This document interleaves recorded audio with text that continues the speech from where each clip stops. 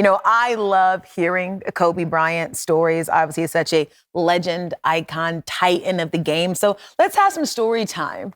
Blake, tell me the story that you think about when you think of Kobe Bryant. Well, for one, I when I got drafted, I had to sit my whole first year, and I was doing PT, and the PT that I was with, Kobe also used. So every morning, almost for an entire season, Kobe would come in 2 to 3 days a week, and he would sit right next to me on the table, and I hadn't even played yet, and I just got to talk to him. So it was crazy watching him as a huge fan, and then getting to talk to him, and then seeing him as a competitor, and then as he exited the game, I'll never forget. We were in the playoffs one year, and just had a game, and I come to my phone, and I have all these texts from all my friends, and it was a tweet that Kobe tweeted about me, and the one thing that I sort of regret is not being able to ever tell him how much that tweet meant to me. I mean, just as growing up as a fan of his, and then as a competitor, you're like, man, this guy is intense. Like, he's not going to give it up to you. He's not going to stop during the game and be like, hey, man, you're getting better.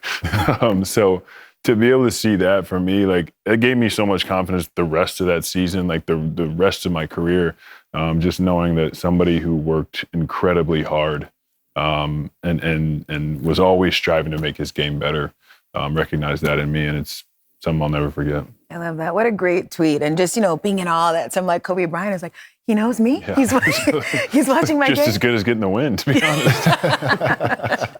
Dirk, what about you? Well, to me, his competitiveness stands out, all the great battles we've had. And, I remember always him coming in the All-Star game locker room. We're like, we're not losing this year, guys. Come on. And just he would push us all to play hard in the All-Star game. And one of these All-Star games, I was kind of sitting next to him on the bench or whatever. I talked to him, and it was great picking his brain, learning from him. And so I was like, oh man, we have this friendship going with Kobe. So a week or 2 weeks later, we play him in Staples Center. I go over, I give him a big hug. I'm standing there right next to him at the jump, and the jump goes up, and he elbows me so hard in the ribs. I'm like, what happened to our friendship, Kobe? I'm like, geez, he just wanted to set the tone. Whatever happened 2 weeks ago is completely gone. Now we're enemies again, and that was just his mindset. He was a killer. He was a perfect combo of skill, athleticism, and killer instinct. And I was just a big Kobe fan. I never made that a big secret. And you all had some great battles. No one averaged more points against you than Kobe Bryant, scoring over 25 points in 49 games versus Dirk. I remember every. But let me tell you something. Let's make sure he wasn't guarding him. No. Let me tell you something. I'm 1-0 against Kobe in the playoffs. There we go. There we go. That's all I got to say. Next. Next. That's you, Steve Nash. Well, I said in the pregame, our careers ran parallel. Basically, we were in the same draft class, played against each other, finished our careers together. It all kind of blends into one, but the one memory that always kind of rushes to the top is 2010 Western Conference Finals, Suns-Lakers. It's 2-2. We play in Staples. He has a look at game winner. He airballs it. Meta gets it off his knee, throws it up, and goes in. So we're thinking, we had such a great chance here, but we'll go get him at home. We haven't beaten us at home. We went back to Phoenix, and it was almost like because he missed that game winner, he was like, that's all over now. And he played he literally hold my beer. And I mean, Grant Hill was guarding him. Grant was so good that night defensively, all over him, and he was making shots from everywhere. Could not be guarded any better.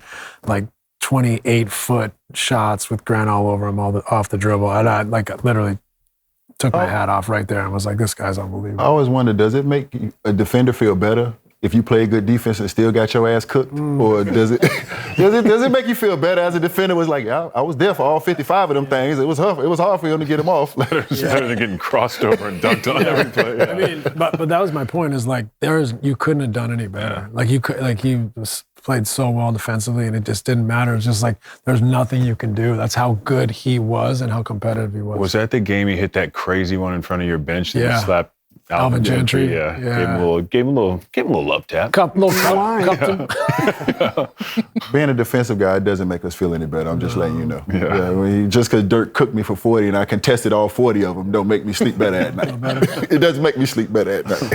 But do you know a little something about just a night that Kobe makes you feel helpless? December 4th, 2009. December 4th. December 4th, 2009. Me and a young D. I'm 29. D-Wade 28. This is when you're supposed to be in your prime. I'm still drinking. I'm drinking goat milk at that time. I'm stout. I'm stout. Game winner. Hey, you and D-Wade make sure Kobe don't get the ball. I'm face guarding Kobe. D-Wade's behind Kobe. Ain't no way in hell he's getting this ball. There's no way. And this is what I talked about earlier about the savage of all savages. This is the first time I've been out savage, and I have not forgot about it.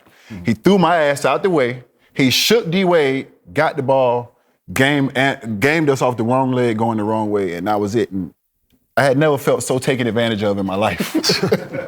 I never felt so taken advantage of in my life. I mean, I didn't feel like I was physical enough. I felt like he wanted it more than me. I really lost sleep over that. And at that time, I had to tip my hat to him. He wanted it more, and that doesn't happen to me at all.